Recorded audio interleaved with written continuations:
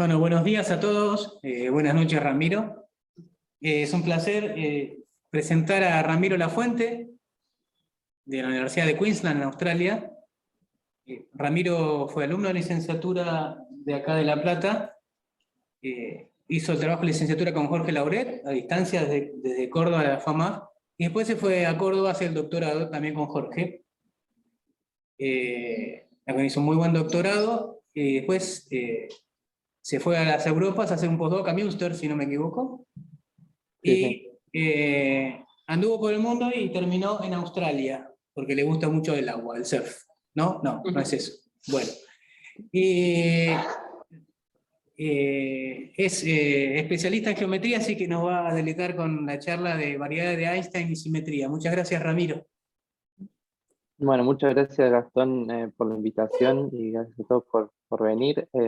Y es un gran honor para mí dar un coloquio en La Plata. Me hubiera gustado estar en persona. Realmente tenía la intención cuando fui en abril, pero estuve un poquito enfermo, así que no tomé la decisión de cancelarla. Am, pero bueno, sí, la idea es contar un poquito las cosas que estudio yo. Más o menos desde mi doctorado, un poco fui cambiando, pero no tanto. Y, y mi objetivo es que se entienda, ¿está bien? No quiero dar mucho detalle ni nada, pero sí que se entiendan las ideas y bueno, que por ahí le dé ganas a la gente de meterse más en estos temas. Así que por favor, hagan todas las preguntas que quieran y interrúmpanme. eh, no tengan miedo porque así es más divertido la charla, pero bueno, el título es Variedades de Einstein y simetría, entonces para empezar voy a tratar de explicar qué son las variedades, qué significa simetría en este contexto y bueno, cuándo decimos que son de Einstein. Después me voy a meter un poco en un problema abierto que estuvimos pensando. Eh, entonces tengo que hablar un poquito de geometría riemanniana. Esto sería como la generalización del curso de curvas y superficies, pero a dimensiones más altas, ¿no? Entonces, acá tengo tres dibujitos, ¿no? Tres superficies regulares en R3 y, bueno, una es una esfera redonda, ¿no? Otro es una elipse y otro una elipse un poquito más alargada. Digamos, topológicamente son el mismo espacio, ¿no? Son la esfera, solo considero la cáscara yo. Son la esfera S2, digamos, pero tienen diferentes geometrías. Claramente una pelota de rugby así no es lo mismo que una pelota de fútbol, ¿no? Entonces, eh, ¿cómo podemos capturar esa idea de que la geometría es diferente? Bueno, en geometría riemanniana lo que uno hace es lo siguiente. En realidad decimos que la geometría en esta superficie viene dada por el producto externo euclidiano de R3. ¿Y de qué manera? Bueno, de la siguiente manera. Si uno tiene un vector tangente a la superficie, acá, ¿está bien? Que lo veo como un elemento del plano tangente, que es un espacio vectorial de dimensión 2 que aproxima a la superficie, ¿no? La aproximación lineal. Entonces, usando el producto euclidiano de R3, podemos medir cuánto mide este vector tangente. Y eso nos permite muchísimas cosas. Por ejemplo, medir longitud de curvas, ¿no? Integro la longitud del vector tangente, y ahí puedo medir curvas en la superficie, y todas nociones geométricas que antes no tenía, ¿no? Por ejemplo, ángulos, áreas, no voy a explicar cómo, pero también, por ejemplo, la superficie se vuelve un espacio métrico, ¿no? Porque ahora puedo definir la distancia entre dos puntos como el ínfimo entre las longitudes de todas las curvas que unen los dos puntos, y eso te satisface la desigualdad triangular y resulta que es un espacio métrico la superficie. Y bueno, entonces claramente me parece que los convencí de que, bueno, también hay una noción de curvatura que se llama curvatura de Gauss, que es como una función que a cada punto le asigna un numerito, puede ser positivo, negativo, cero, que te dice cuán curva está la superficie en cierto sentido. Y todo esto se puede calcular solamente sabiendo medir vectores tangentes, ¿está bien? Entonces, bueno, la idea de Riemann fue decir, bueno, vamos a generalizar esto a dimensiones más altas y llamemos geometría a eso, el hecho de medir vectores tangentes, ¿no? Que nos da todas estas nociones. Entonces, bueno, le llamamos a esta asociación que a cada punto de la superficie lo manda al producto interno en el plano tangente una métrica riemanniana. ¿Está bien? Y entonces la superficie con esta G, que le llamo, se llama variedad riemanniana, en este caso de dimensión 2, porque es una superficie. Pero bueno, todo esto funciona igual en dimensiones más altas. Para un poquito retomar el ejemplo, acá podríamos pensar estos tres como tres inmersiones distintas de la esfera, espacio topológico, ¿no? En R3. Y bueno, la geometría de R3 induce, mediante estas inmersiones, distintas geometrías en la esfera, ¿no? Por ejemplo, una es más alargada, tiene más diámetro, pero esta va a tener curvatura constante, esta no, etcétera, etcétera. Esa es la idea más o menos, que uno estudia diferentes geometrías en un espacio dado. El espacio le voy a llamar variedad diferenciable, que no quiero definir con detalles, pero en esencia es la generalización de superficie regular a dimensiones más altas, algo que localmente luce como un espacio euclídeo de dimensión n, pero que globalmente puede tener una topología más interesante, digamos. Y bueno, y también las variedades diferenciales serían el espacio y las geometrías que uno estudia son, bueno, estas métricas riemannianas, estos productos internos que uno puede definir en los espacios tangentes, que nos dan lugar a todas estas nociones geométricas, ¿no? De medir distancias, ángulos, curvatura, etcétera, etcétera, etcétera.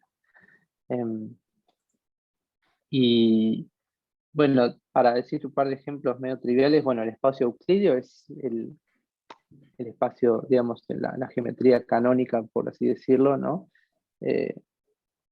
Rn con su producto interno euclidiano constante en todo punto. Después podemos pensar en la esfera de dimensión n, ¿no? Como un subconjunto de R a la n más 1, y tiene una métrica inducida por la métrica euclídea de R a la n más 1, como hicimos con esta esfera en R3, y esta le llamamos la métrica redonda, porque va a dar una geometría muy uniforme, muy homogénea en la esfera, y bueno, particularmente importante. Otro ejemplo, si uno se acuerda de superficie, es una forma de construir superficies regulares, bueno, como hice yo acá, ¿no? Agarran una función, buscan una level set, como se dice en español, un conjunto de nivel de una función diferenciable, y si agarrase un valor regular, o sea que la preimagen no tenga puntos críticos, entonces esto es suave, es una superficie, una hipersuperficie suave, y ahí obtenés millones de ejemplos muy baratos, digamos, de variedades diferenciables, ¿está bien? Por ejemplo, uno que me gusta mucho a mí es este grupo de matrices n por n reales con determinante igual a 1. Resulta que esta 1 es un valor regular para la función determinante, y la función determinante puede empezar como un polinomio, ¿no? Así que es súper diferenciable. Y entonces se obtiene esta variedad que le llamo el grupo especial lineal en dimensión n, que es un grupo de Lie, que es una palabra que voy a usar bastante, así que la quería mencionar acá de pasada, porque es un grupo que a la vez es una variedad diferenciable y donde las estructuras son compatibles entre sí. O sea, la multiplicación es una operación diferenciable. ¿Está bien? Entonces, bueno, la geometría riemanniana se ocupa de eso, de estudiar variedades diferenciables y distintas métricas riemannianas y sus propiedades, ¿no? en ellas. Ahora me perdí cuál era el siguiente tema. Claro, otra palabra de la charla era simetría, ¿no? Y entonces, para hablar de simetría, en geometría riemanniana uno lo que hace es mira los difeomorfismos, o sea, esto significa f es diferenciable y f a la menos 1 también es diferenciable, ¿sí? O sea, es invertible y tiene inversa diferenciable.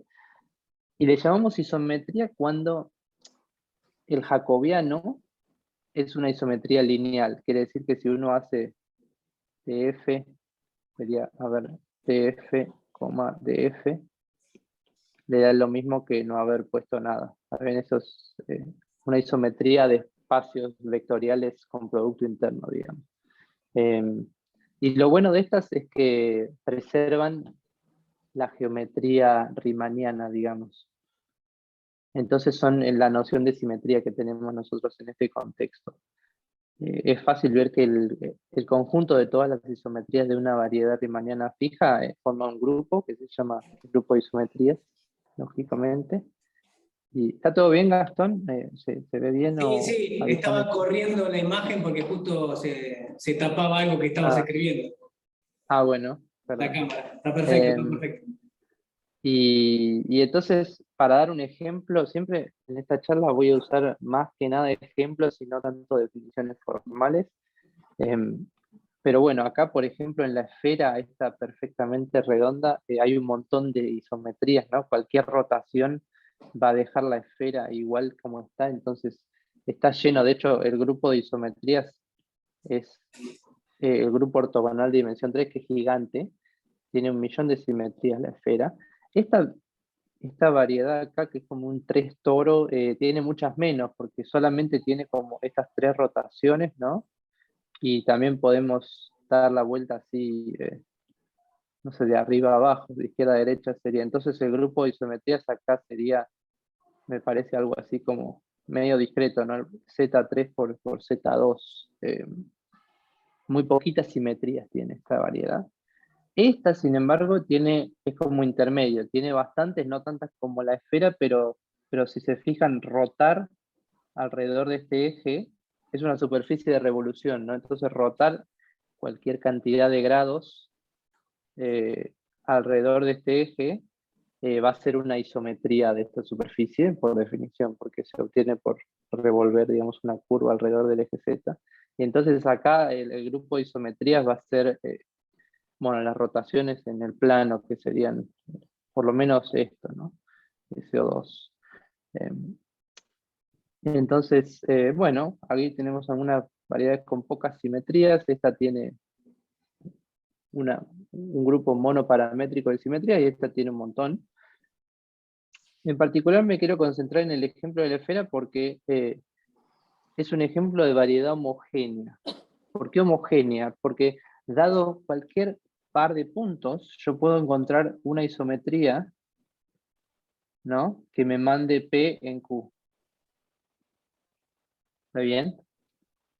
Entonces, eso significa que el grupo de isometrías actúa de manera transitiva, o en otras palabras, que si yo miro el cociente, digamos, el conjunto de clase de equivalencia, por la relación esta de estar, ser, imagen por medio de una isometría, es un punto. ¿Está bien? Entonces, cuando ocurre eso, bueno, decimos que es homogénea, porque no importa de qué punto de vista la mires, luce igual por todos lados. Me gustaría dar un par de ejemplos para que vean que no es que solo hay una variedad o solo la esfera tiene un montón de simetrías así. A mí me gustan mucho las variedades homogéneas, entonces quiero dar un par de ejemplos que también son útiles en la vida real.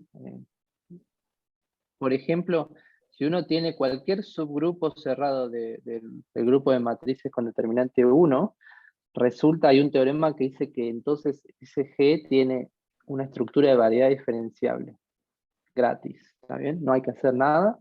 Entonces está buenísimo. Bueno, va a ser un grupo de Lie, G, un grupo que también es variedad, digamos. Por ejemplo, uno puede mirar las matrices ortogonales, son un grupo de Lie compacto en este caso.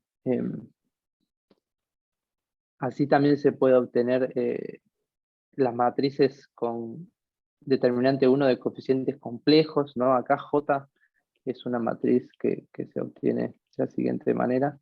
Es n, 2n por 2n, digamos, real. Y si mirás las que conmutan con J, te queda algo que es isomorfo a las matrices complejas. También es un grupo, bueno, simple. Pongo algunos adjetivos para que se vayan acostumbrando. En este caso es no compacto. Bueno, otro compacto es las matrices unitarias, ¿no? Que es similar a las ortogonales, pero adentro de SLNC. Y otro ejemplo, por ahí menos simple, este grupo de matrices triangulares superiores, ¿no? Si uno mira las matrices en SLN que tienen 0 por debajo de la diagonal, forman un grupo, pero este grupo está lejos de ser simple, es lo contrario de simple, es soluble, o sea, lo que sé que eso significa. Soluble, piensa en triangular superior siempre. Y este incluso es más soluble todavía, el n de nilpotente, porque si uno pone 1 sobre la diagonal, en realidad se debería llamar unipotente, pero bueno. Entonces las matrices de esta pinta también forman un subgrupo cerrado, entonces en particular un grupo de Lie. Y bueno, ahí les diré un montón de ejemplos de grupos de Lie, porque los grupos de Lie son variedades diferenciables que se pueden utilizar para construir variedades riemannianas homogéneas, ¿está bien? Ahora debería decirles yo cuál es la estructura riemanniana que tengo que poner en un grupo de Lie para que resulte ser homogénea como la esfera, ¿sí? Porque por ahora solo hablé del espacio, ¿no? G, pero la métrica, la geometría, está dada de la siguiente manera. Uno agarra la identidad del grupo, ¿sí? Y en el espacio tangente a la identidad elige cualquier producto interno que yo quiera, ¿está bien? Arbitrario.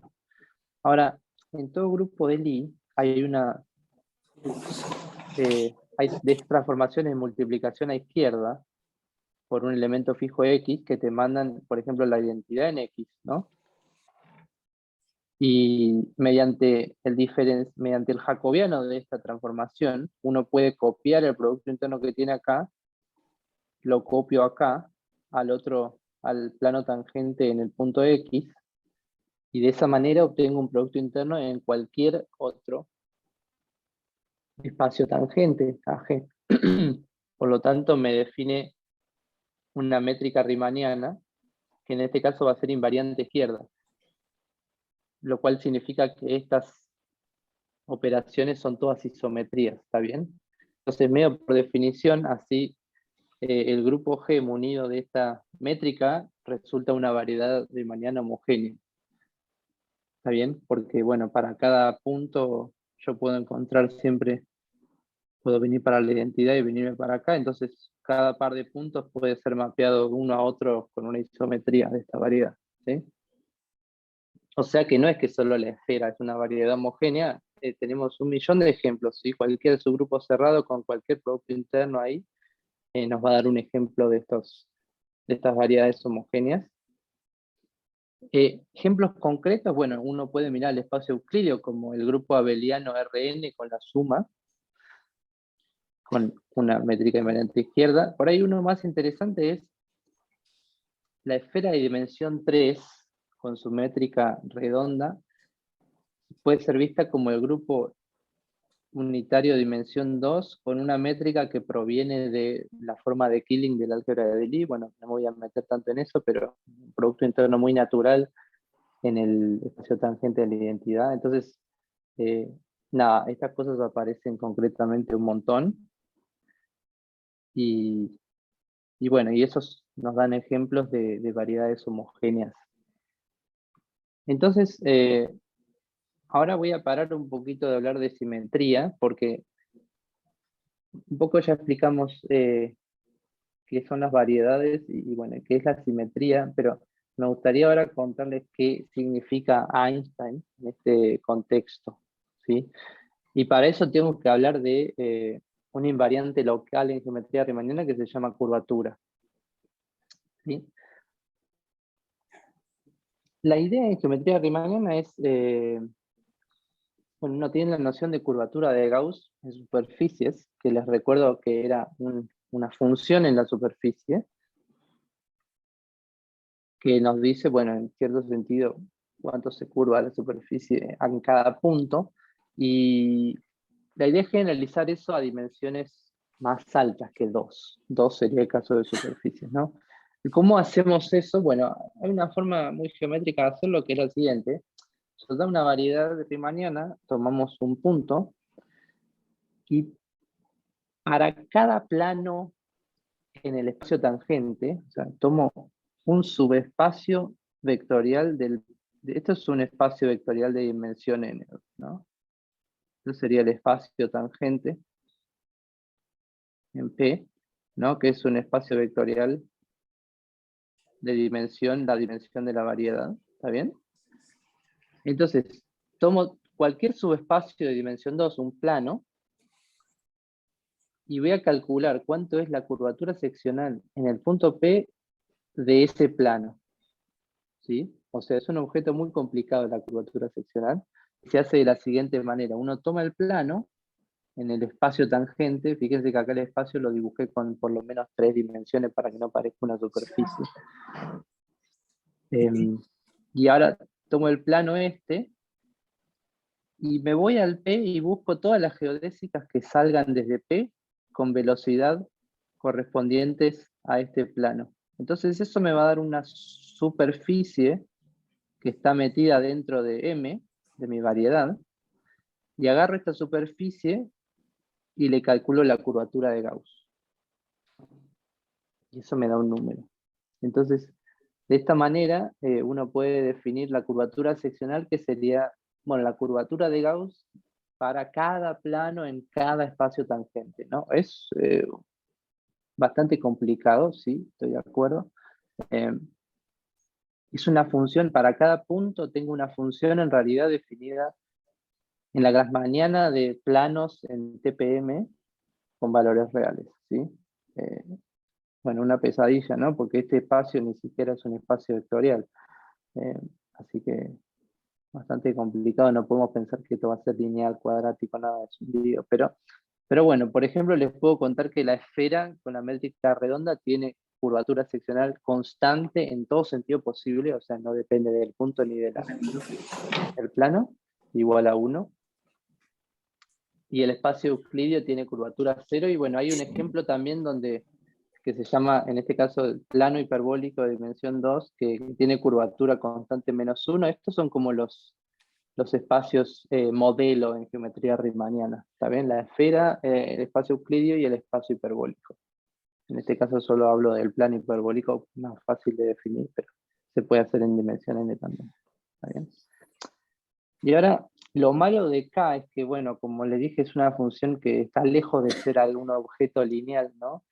Pero se puede codificar dentro de una cosa de álgebra lineal que se llama el tensor de curvatura de Riemann. Y esto sí es un tensor, o sea, es una cosa que es lineal en cada componente. Lo malo es que es gigantesco, ¿no? Tiene 4 patas este tensor. Entonces, digamos, come 3 vectores y devuelve 1, pero por lo menos es un objeto del álgebra lineal. Entonces, esto contiene la misma información que esto, y bueno, uno trabaja con esto porque, qué sé yo, puede hacer más cosas tal vez. Pero como es tan complicado este objeto de tensor de curvatura, uno lo que hace es mirar trazas de este tensor. La primera traza que puedo mirar es el tensor de curvatura de Ricci, y por traza me refiero a agarrar 2 de estas variables y hacer como la traza de una matriz que me da un número. Bueno, en este caso tomo la traza en esta dirección y me va a quedar un tensor que tiene valores, come 2 vectores y devuelve un número, ¿sí? Esta es la fórmula, pero no es tan importante.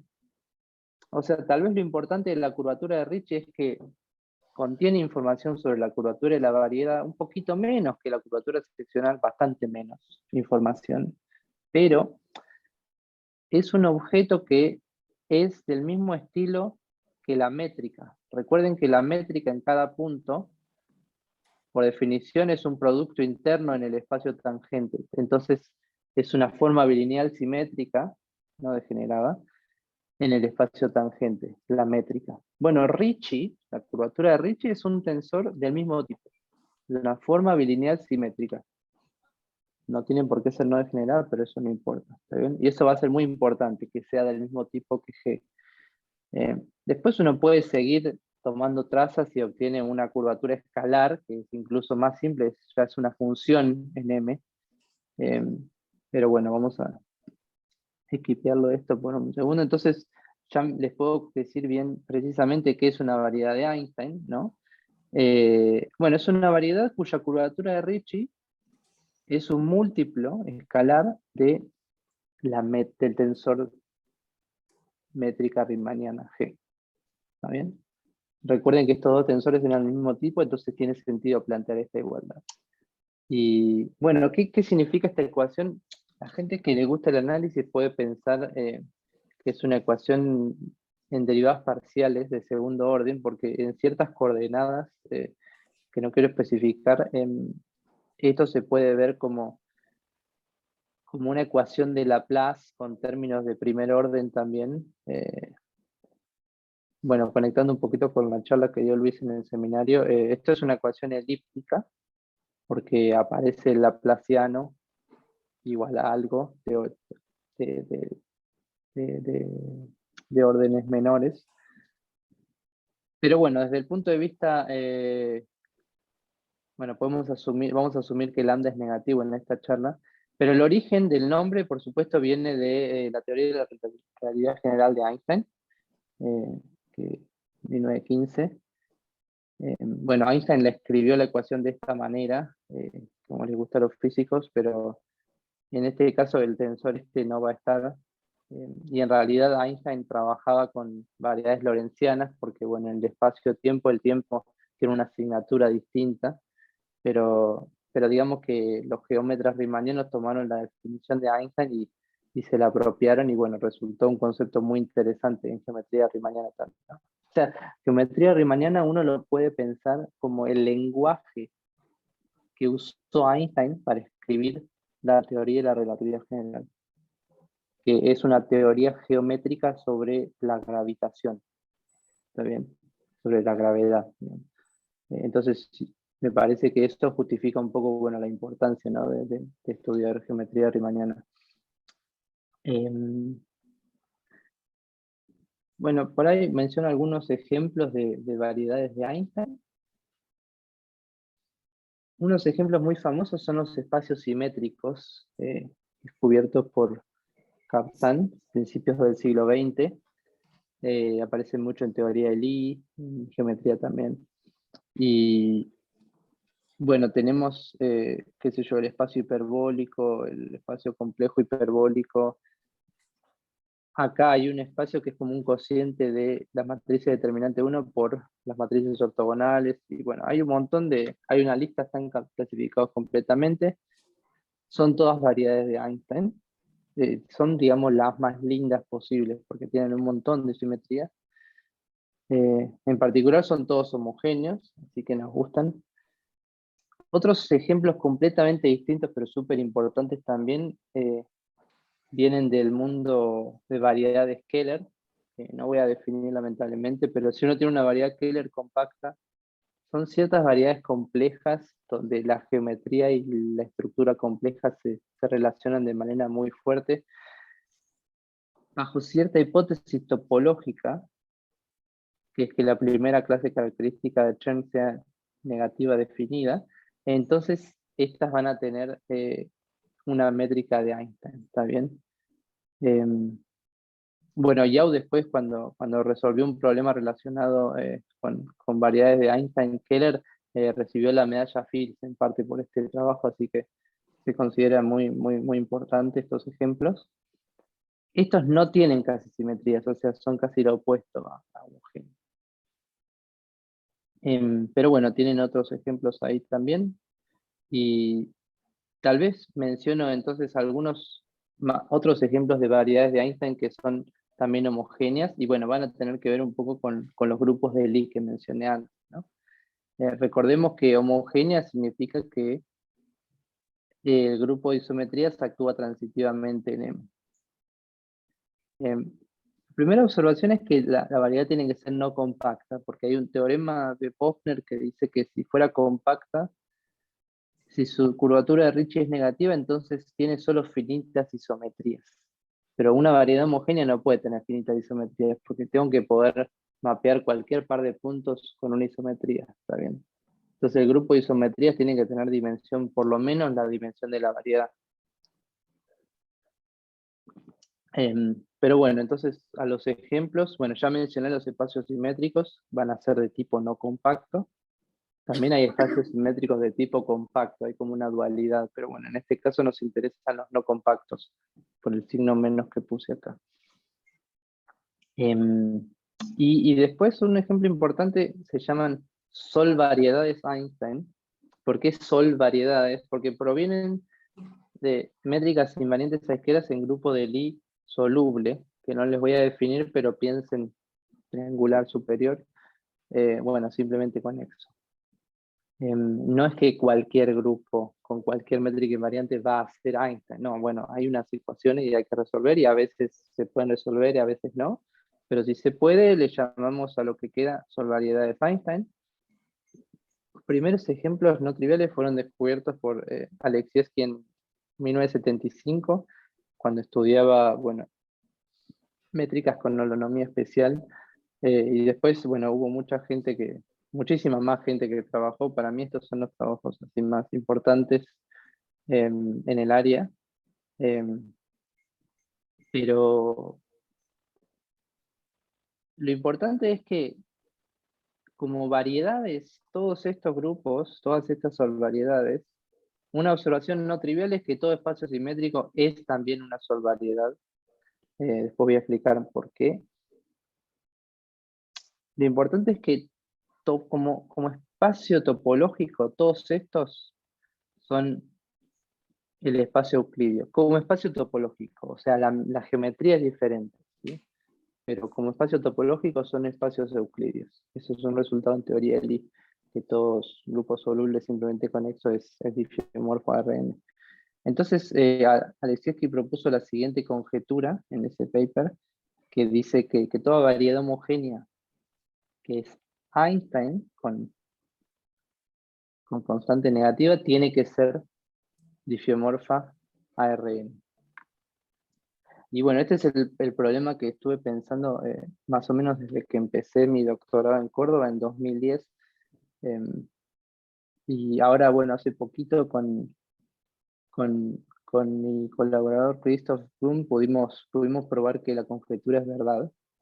Así que me pareció lindo por ahí tratar de contarles, bueno, explicar un poquito, ¿no?, el enunciado de la conjetura y explicarles cuáles son las ideas a grosso modo de la prueba, de por qué esto es un teorema ahora y no una conjetura. ¿Está bien? Antes de parar un minuto, no voy a mencionar ningún resultado previo, lamentablemente, pero porque salió un survey ahora sobre bueno, métricas de Einstein homogéneas hace poquito, que pueden usar el celular ahí y ver con este código QR, o si no, la gente que lo está viendo en el recording. Nada, que está muy bueno y me parece que para no volver mi charla, una charla de survey, mejor los mando ahí. Pero bueno, ¿hay alguna pregunta hasta ahora sobre todo lo que estuve hablando?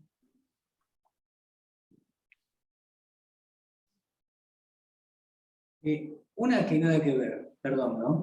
Que me divagué. Sí. Esa métrica de Einstein, Einstein le dio el espacio-tiempo esa métrica. O sea, Einstein lo que dijo, está bien la pregunta, lo que dice Einstein es lo siguiente. Primero tengo que aclarar que la asignatura de los productos internos en la geometría lorentziana que usa Einstein no es positivo definido como mis productos internos, digamos, no míos, pero productos internos comunes, sino que tienen un menos, son 3 más y un menos. Un menos, sí. El menos es la variable tiempo, ¿no? Entonces, para Einstein el espacio-tiempo es una variedad de dimensión 4 y las cosas ocurren,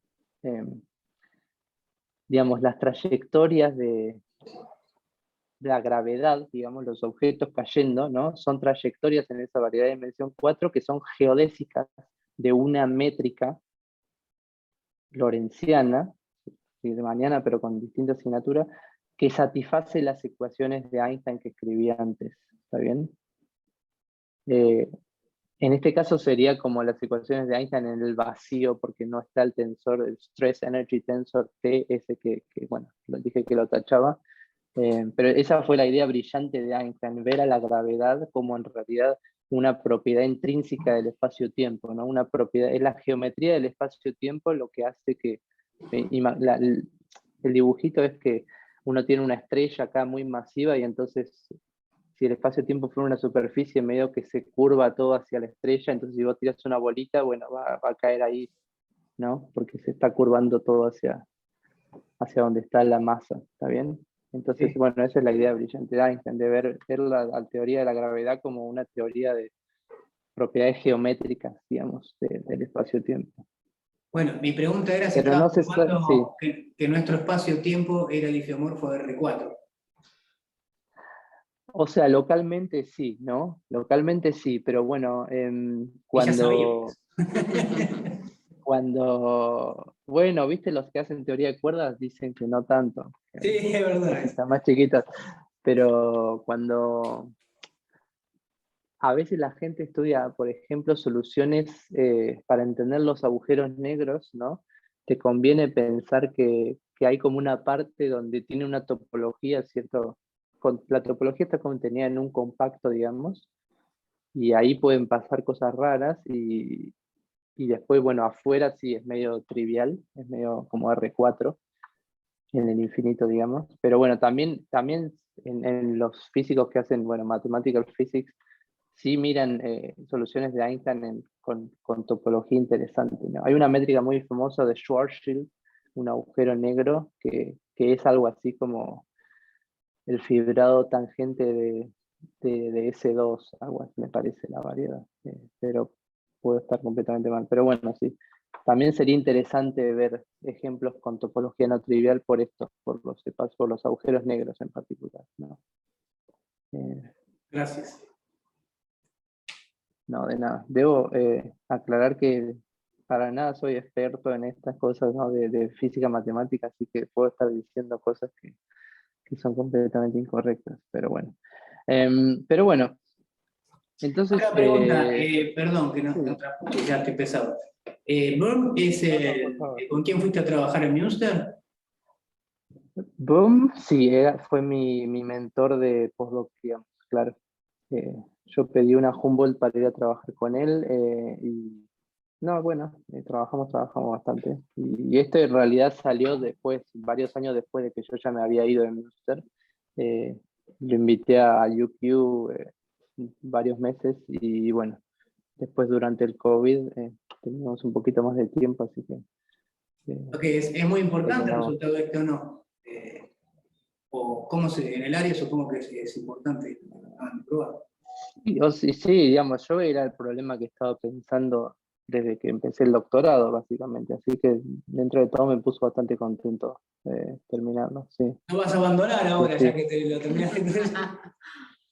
No, siempre, viste, como todo, que te surgen más preguntas que respuestas, ¿no? Está Sí. bueno el teorema, escribirlo así, sí, la conjetura vale, pero en realidad ahora en mente tenemos 80.000 preguntas más, porque los métodos de la prueba por ahí dan lugar, viste, a nada, eh, seguir para adelante.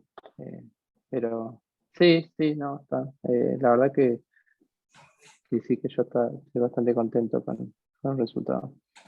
Em, pero bueno, sí, sobre todo porque era un problema viejo, ¿no? O sea, y hubo gente que sí estuvo intentando, incluido yo, obviamente, durante varios años del doctorado.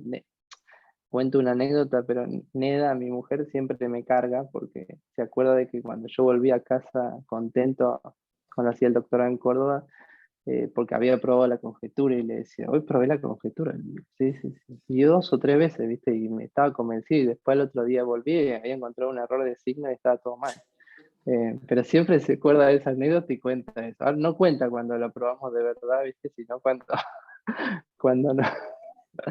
Nada, siempre le cuento a mis alumnos esto porque a veces se deprimen, ¿viste? Cuando está mal algo y se encuentra algún error. Me parece que está bueno contar que a todos nos pasa. En particular, no es la primera vez que pruebo la conjetura. Espero que esta sea la última. Pero bueno, esta es bastante más seria, por lo menos. Ya vi varias charlas y todavía viene sobreviviendo. Pero bueno, explico más o menos, por ahí sin tanto tecnicismo. Me quedan 5 slides, por ahí no voy a usar todas, pero un poco la idea de la prueba, porque me parece interesante conceptualmente, no tanto técnicamente, pero para fijar ideas voy a pensar que la variedad es un grupo de Lie con métrica invariante izquierda y bueno, cómo uno quiere probar una cosa topológica, ¿no? Que es difiomorfa Rn. Esto no es métrico, no hay métrica acá, sino que es la topología de M, digamos, es la topología del espacio euclidiano, contractible. Entonces hay un teorema de Mostow que dice que todo grupo de Lie es difiomorfo a el producto entre su compacto maximal y un espacio euclidio. Como que toda la topología está contenida en la topología del compacto maximal, ¿está bien? Y esto es muy importante para nosotros porque en el caso de ser soluble, se sabe que, bueno, el compacto maximal es trivial, entonces, bueno, F te queda difiomorfo a un espacio euclidio. Entonces ya está bien, las variedades, son variedades Einstein, son difiomorfas a Rn, por suerte, si no la conjetura sería falsa, digamos. Pero el problema es que acá vemos cuáles son los enemigos, digamos, en esta conjetura. Cuando el grupo es semisimple, no compacto, casi siempre, debería poner quotes acá, el compacto maximal es no trivial. Por lo tanto, topológicamente, no van a ser espacios euclidios. Va a haber un factor compacto y entonces no cumplirían esto. Entonces no deberían tener soluciones de la ecuación de Einstein, los grupos semisimples, ¿está bien? Entonces, bueno, eso es lo que me voy a concentrar un poco. Otra observación es que al asumir homogeneidad, la ecuación diferencial, esta en derivadas parciales de segundo orden, se vuelve en realidad una ecuación algebraica. O sea, se van todas las derivadas y se vuelve una ecuación algebraica que está acá, bueno, gigantesca, tiene un montón de variables. Las variables son los coeficientes de estructura del álgebra de Lie con respecto a una base ortonormal. No es tan importante esto, sino digo, que es explícita, ¿sí? Pasa que son tantas variables que, bueno, uno lo pone en la computadora y ya para dimensión 6, 7 explota. La computadora no te puede saber decir si tiene o no solución. Pero bueno, pero es una ecuación algebraica. Lo cual pareciera ser buena noticia, pero bueno, la geometría algebraica también es difícil, así que no necesariamente. Y de hecho, el problema es que no entendemos muy bien esta ecuación cuando el grupo es semisimple, que justo es el caso que nos interesa, ¿no? Porque justo son los que no deberían tener soluciones, porque no cumplen, digamos, la conclusión en la conjetura. Y por el contrario, hay un montón de literatura y resultados muy fuertes sobre la curvatura de Ricci y de métricas invariantes izquierdas cuando el grupo es sólido. Y esto es medio paradójico, ¿no? Porque en el caso en el que ya sabemos que vale la conjetura, digamos, sí entendemos muy bien la curvatura de Ricci. Pero no nos ayuda en nada, porque la conjetura vale trivialmente en este caso. Y en el caso en el que no lo sabemos, es más difícil, bueno, no entendemos la curvatura de Ricci, ¿está bien? Y entonces, bueno, está qué hacer, ¿no? Entonces, la idea principal de la prueba, por lejos, es la siguiente. Mirar a esta ecuación, pero olvidarse de que la variedad es homogénea. ¿Qué quiero decir con eso?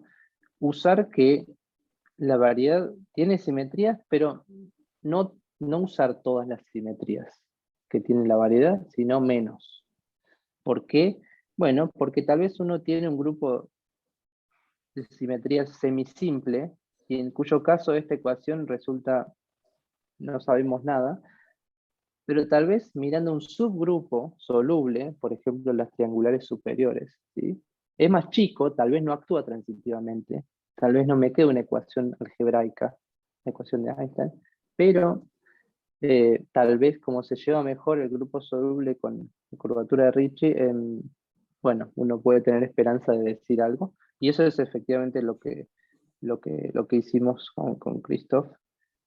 Acá reescribí un poco el statement del teorema, y la idea, entonces, para fijar ideas, asumamos que el grupo es SLMR, que bueno, recuerdo, este es difiomorfo a el grupo ortogonal por un espacio euclidio. Entonces, no debería tener métricas invariantes izquierdas que sean Einstein, ¿está bien? Porque no es topológicamente como un espacio euclidio. Y ahora lo que voy a usar es la descomposición polar, ¿no? Toda matriz se puede descomponer como producto de una ortogonal por una triangular superior, ¿sí? Eso se llama descomposición polar, me parece. En general esto se puede hacer para cualquier grupo semisimple, se llama descomposición de Iwasawa, pero bueno, eso no importa ahora.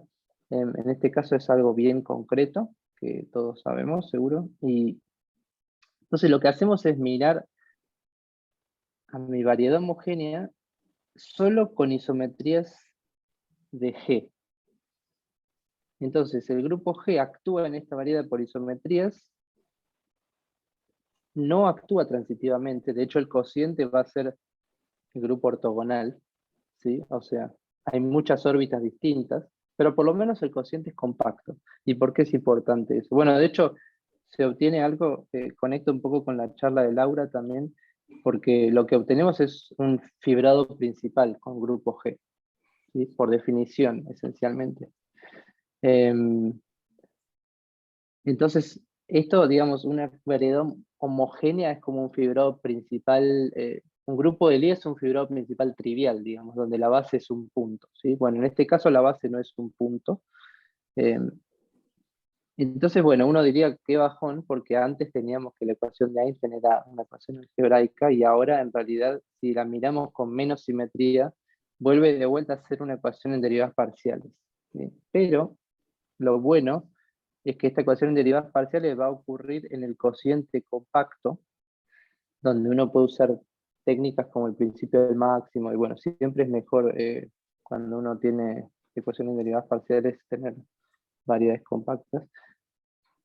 Y la curvatura de Ricci aparece en la dirección de las G órbitas, y en ese caso uno entiende bastante mejor cómo qué le pasa a la curvatura de Ricci. Entonces, bueno, tal vez podemos usar el trabajo de Hilbert y de Lauret que mencioné en la slide anterior. Entonces, por eso tiene sentido mirar la ecuación de Einstein homogénea con menos simetría. Em, entonces, no sé si, ¿cuánto puedo tener que terminar ahora o hablo 5 minutos más? ¿Qué decís, Gastón? Eh, sí, sí, terminalo. Si ya que dejaste con intriga, terminalo. Bueno, trato de hacer rápido. No, no, porque si no Tranquilo. entendemos menos. Tranquilo. Ok. Ok, entonces, bueno, ahora resulta que lo que tengo que estudiar es la ecuación de Einstein, pero en fibros principales, que es como una situación mucho más general que el caso homogéneo, porque ahora el grupo de simetrías no es transitivo, ¿está bien? Entonces, el setup es este, bueno, miro la ecuación de Einstein, pero donde el espacio admite una acción libre isométrica de grupo del IG, con cociente compacto, esto es importante, ¿sí? Bueno, como les dije, resulta un fibrado principal, y medio que al combinar la noción de fibrado principal con métrica riemanniana, uno obtiene una cosa que se llama submersión riemanniana, que es lo siguiente, ¿no? Bueno, acá están las órbitas del grupo G. G es un grupo no compacto, por eso las dibujo así como no compactas. El cociente es una variedad compacta, ¿está bien? O sea, el espacio de órbitas, digamos. Esto es M, ¿no? Y entonces a nivel infinitesimal uno puede descomponer el espacio tangente en una distribución vertical dada por el espacio tangente a las órbitas, ¿sí? Le llamo V de vertical. Y como tenemos una métrica en M, podemos tomar el ortogonal a este subespacio vertical y le llamamos H de horizontal, ¿sí? Y con este H copiamos el producto interno de acá al tangente a B y así obtenemos una métrica en B.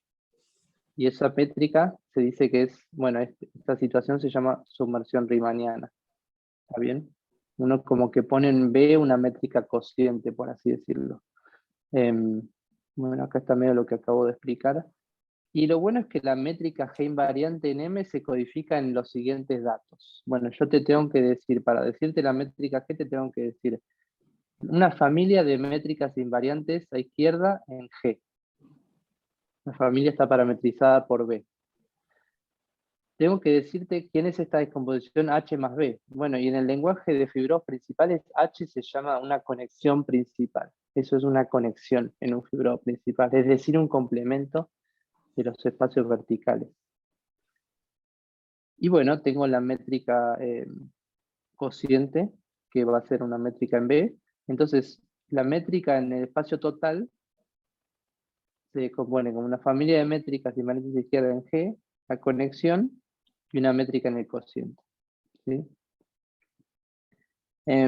Nada, podemos pensar esta familia de métricas como una aplicación de B al espacio este de productos internos en el álgebra del Lie de G. Y entonces, en este contexto, el resultado que tenemos sobre fibrados de Einstein, fibrados principales que son Einstein, es el siguiente. Bueno, para describirlo tengo que hablar del nil radical de un grupo que es el subgrupo normal nilpotente maximal. Por ejemplo, para este grupo de triangulares superiores en SL3, el nil radical es las triangulares estrictas superiores. Y el resultado es el siguiente. Es interesante el resultado porque da condiciones que se estructura para métricas de Einstein con simetría no transitiva, ¿está bien? No había ningún resultado de este tipo antes. Entonces, lo que tiene que pasar es que la conexión principal esta es plana. Las órbitas son solitones de Ricci, que es como una generalización de Einstein. Y esta aplicación, que me da las métricas en cada órbita, es una aplicación armónica. En el caso de que esto sea dimensión 1, sería lo mismo decir que es una geodésica en esta variedad. Pero bueno, esto es una generalización de la noción de geodésica, que no tengo tiempo ahora de definir, pero es muy importante y aparece un montón en otras áreas de matemática también.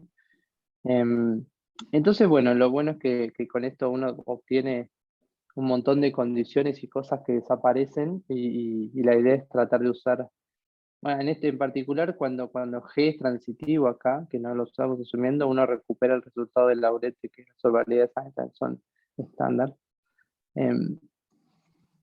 Pero bueno, usando este teorema que tiene ciertos ingredientes en su prueba, que por ahí debería saltear. No, por ahí no voy a saltear, por ahí explico un poco cómo uno prueba el teorema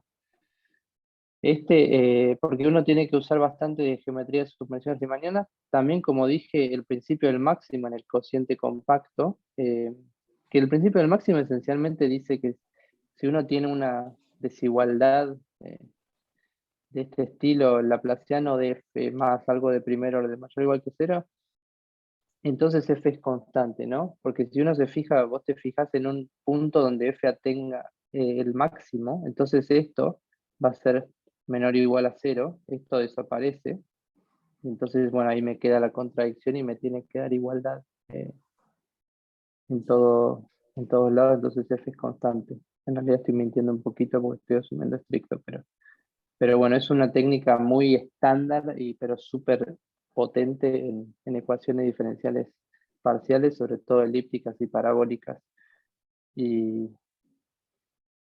Y también se usa la teoría geométrica de invariantes en la variedad de álgebra de Lie. Y bueno, para terminar de probar la conjetura hay que usar este teorema, ¿no? Las cosas que uno obtiene, la nueva información, digamos, recordar que en realidad teníamos una variedad homogénea y obtener nuevas fórmulas para la curvatura de Ricci con f semisimple, pero bueno, ahora sabiendo muchísimo más, ¿no? Entonces es posible obtener fórmulas interesantes y de ahí uno puede deducir la prueba. Cada uno de estos pasos, bueno, obviamente son muchas páginas del paper, pero tampoco me quiero meter en tanto detalle. Y no, después tenía un par de slides con direcciones futuras y problemas abiertos, pero me parece que las voy a skipear. Gracias por su atención.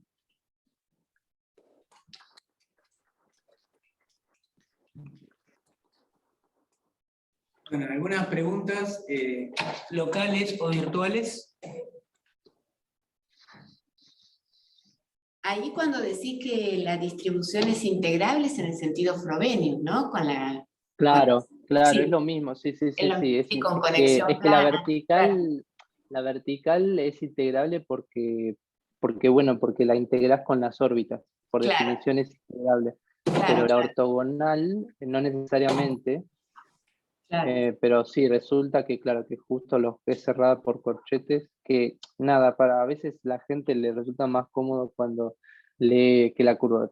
Que Por la ejemplo, curvatura, Laura claro, Chaposnik seguramente le gustaría más leer es plana, ¿no? es plana, sí, sí. Y claro, pero son equivalentes. Sí.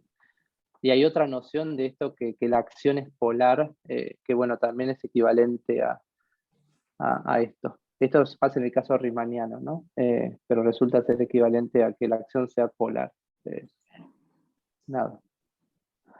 Y ahí en los figurados principales yo me perdí la acción, vos pusiste que era libre y por isometrías, Claro, y propia es claro, claro. porque, digo, propia también Ah, necesitas, pero, sí, pero lo borré porque me parecía muy técnico para las está bien, slides, está bien. pero sí, muy Pero bien, también lo tienen que pensás, ser propias. claro, porque si el No, no, grupo no, fuera sí, con, sí, sí, sí, sí, lo borré de las slides para hacerlo más simple, pero sí, sí, ah, sí, sí, tiene que está ser bien, propia, está porque bien. como el grupo es no compacto, Claro, por eso hay que pedirle, hay que exactamente, sí, pedir. sí, sí, Sí, sí, sí, sí, sí, propio, si no, no, hay muchas cosas que fallan, sí, sí, no, hay que pedirle propio. Pero en este caso la acción es medio, digamos, es un subgrupo, digamos, el subgrupo de triangulares superiores, ¿no?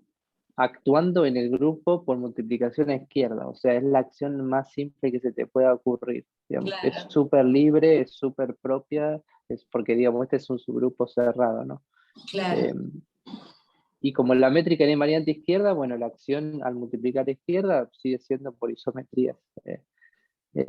Sí, es muy, muy trivial desde el punto de vista topológico este fibrado, ¿no? Es un producto. Lo que no Claro, es trivial es la conexión, digamos, la geometría. sí, sí. Eh, ¿Otra pero bueno, pregunta? Eh, yo tengo algunas. decime. En el caso general, los subgrupos que tomás, ahí tomaste las triangulares superiores, ¿tomás un Borel preferido? Claro, por eso le llamé Borel, en que en realidad Borel medio que se usa nada más en el contexto complejo, ¿no? O más Ah, algebraico, sí. pero sí, sí. Uno, todo G, ¿no? Perdón, F, semisimple, no compacto, ¿no? Entonces uno lo puede escribir como K por A por N. Esta se llama descomposición de Iwasawa. Para él lo que vos le llamás por él es esto de acá, ¿no?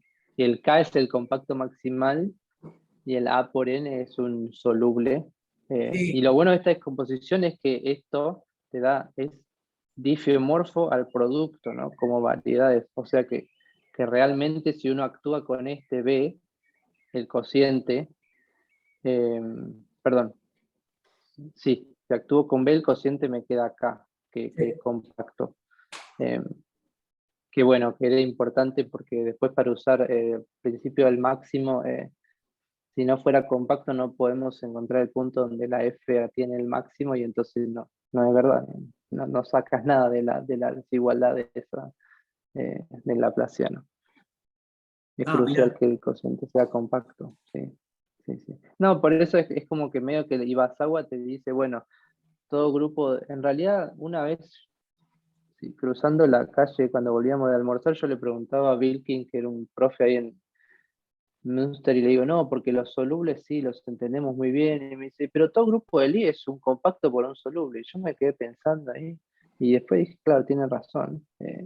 Siempre puedes asumir que el grupo es soluble si está dispuesto a trabajar con un cociente compacto, digamos. Sí. Que no es tan malo, digo. Funcionó bien. Que Eh, no es tan malo, claro. En realidad primero hicimos el caso en el cual el cociente era de dimensión uno, compacto de dimensión uno tiene que ser un círculo. Eso lo hicimos en 2018, salió publicado ahora este año recién. Y eso lo hicimos cuando estábamos en Münster y bueno, después dijimos vamos a tratar de generalizar nada, caso general que, bueno, toma un poquito de tiempo. ¿Sale? Sí. Cosa que en el caso de que el cociente de dimensión 1, en realidad, en vez de quedarte una PDE, te queda una ecuación ordinaria. Ordinaria. Entonces es un poquito más fácil, no necesitas técnicas de ecuaciones derivadas parciales. Pero bueno. No, no sé lo que te habrán dicho, pero me parece que mezclaron un montón de cosas porque, como decís vos, aparecieron PDE, partial differential, ecuaciones derivadas parciales, y como que el resultado geométrico tiene atrás un contenido algebraico, porque que algo sea semisimple es como en una naturaleza medio algebraica. La verdad que Sí, bueno, y tiene la nosotros parte de los teoría fósiles geométrica de invariantes, que estamos- es sí, súper algebraica, es súper ni mencioné algebraico. nada, pero vos sabés bien, digo, es geometría algebraica pura, ¿no? Pura, por eso, Mumford, porque sí, aparece una sí, variedad sí, sí. algebraica. Me parece Pero es eso impresionante. para el paper es un poco malo porque es difícil después que poder encontrar un referí, ¿no?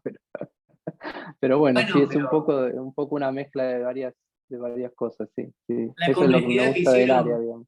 fue muy buena, porque muchas cosas. No, pero no solo que usaron eso, sino que la naturaleza del problema no es como que tiene muchas cosas adentro, no solamente geometría, sino que como que la Sí, no, geometricidad esa por de los eso grupos se a mí mete en me la gusta, geometría. claro, a mí me gusta mirar cosas con simetría por eso, porque como que aparece mucho un baile, viste, entre álgebra, geometría, análisis, que por ahí si no tenés ninguna simetría, bueno, la álgebra se desaparece un poco, ¿no? Obviamente, habiendo estudiado en Córdoba, tenía que hablar de simetría, sí o sí, si no me quitan el doctorado. Bueno, muy bien. ¿Y dónde podemos encontrar el trabajo, ya que hiciste tanta publicación? Bueno, buena pregunta, mira, no dije, pero están ahí las referencias. Está en el archive, este de acá. Y bueno, este es el paper que decía que era el caso en el que el cociente era de dimensión 1, digamos. Y bueno, después todos los otros papers que fui mencionando en la charla. Este es el paper donde Alexievski puso la conjetura. Hay muchos más, no son solo los papers que mencioné ahí por casualidad en la charla. Pero bueno. Bueno, ¿alguna pregunta más?